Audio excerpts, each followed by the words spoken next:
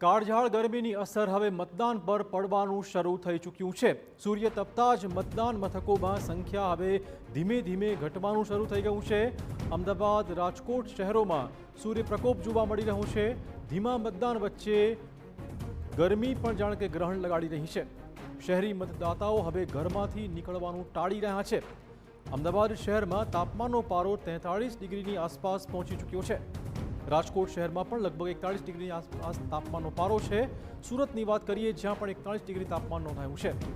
વડોદરામાં તાપમાનનો પારો 43 ડિગ્રી પર પહોંચી રહ્યો છે। વધતી ગરમી વચ્ચે મતદાન મથકો પર હવે સન્નાટો છવાઈ રહ્યો છે।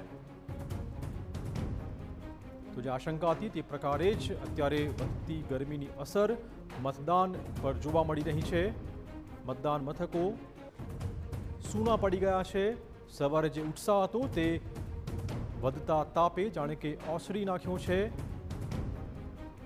વડોદરામાં 43 ડિગ્રી તાપમાન નોંધાયું છે। અમદાવાદ અને રાજકોટમાં પણ ભીષણ ગરમીના પ્રકોપ વચ્ચે મતદાન મથકો પર મતદાતાઓની કતાર ધીમે ધીમે ઓછી થઈ રહી છે। મતદારો હવે ઘરની બહાર નીકળવાનું ટાળી રહ્યા છે, પરંતુ આપ સૌને અપીલ અમારી આ મંચ પરથી છે કે જરા પણ આળસ ન કરો। લોકશાહીના પર્વમાં ખૂબ જ ઉત્સાહપૂર્વક ભાગ લો અને વોટ કરો।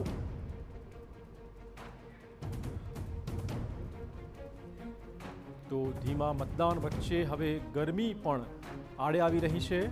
મતદાનની ટકાવારી ઓછી નોંધાય તેવી શક્યતા નકારી ન શકાય। અમદાવાદ શહેરમાં તાપમાનનો પારો 43 ડિગ્રી પર પહોંચી ગયો છે। રાજકોટમાં પણ 41 ડિગ્રીની આસપાસ તાપમાનનો પારો પહોંચી ચૂક્યો છે અને આથી મતદાન મથકો હવે ધીમે ધીમે ખાલી ભાસી રહ્યા છે।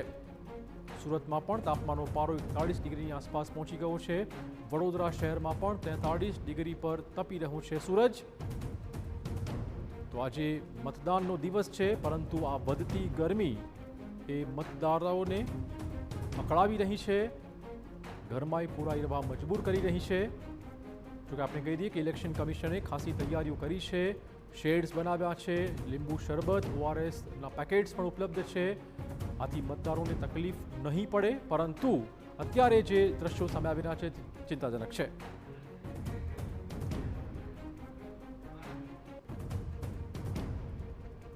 તો રાજકોટમાં ગરમીનો પારો 41 ડિગ્રીની આસપાસ પહોંચી ગયો છે। વધુ વાત કરવા જોડાશે અમારા સંવાદદાતા મોહિત। જે રીતે ગરમી વધી રહી છે, ખાસ તો મતદારોનો મિજાજ જે છે તે કયા પ્રકારનો જોવા મળી રહ્યો છે?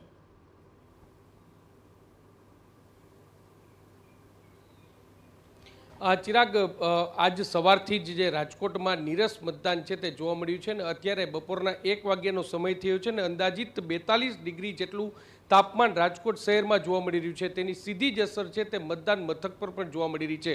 આપને હું દ્રશ્યો બતાવવા માંગીશ। સૌપ્રથમ એ દ્રશ્યો બતાવવા માંગીશ કે જે પ્રકારે ગરમીની સિઝન છે હવામાન વિભાગે આગાહી કરી હતી અને તેને જોતા જે મંડપ સહિતની જે વ્યવસ્થાઓ છે તે વહીવટી વિભાગ દ્વારા કરવામાં આવી છે।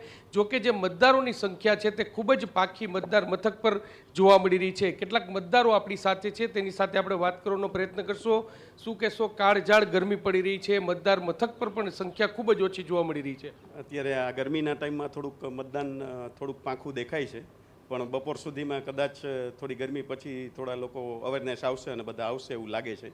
જોઈએ હવે લોકોને શું અપીલ કરશો? મતદાન ખાસ કરવું જોઈએ।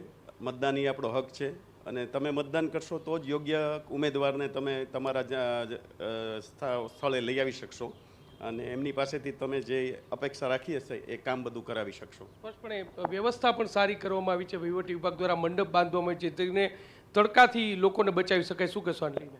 હા, 100% એ બધું આ લોકોએ બધું પૂરતું ધ્યાન રાખ્યું છે, પણ એની સામે આપણે લોકોએ આપણો હક છે કે વોટિંગ કરવું જ જોઈએ અને આપણી ફરજ છે કે વોટિંગ કરો જ અને 100% આપણું મતદાન થવું જોઈએ। સ્પષ્ટપણે એટલે ચિરાગ, અત્યારે જે પાખી હાજરી છે તે જોવા મળી રહી છે। જો કે વહીવટી વિભાગ છે તેમના દ્વારા મંડપ, પીવાના પાણીની વ્યવસ્થા સહિતની વ્યવસ્થાઓ છે તે રાખવામાં આવી છે।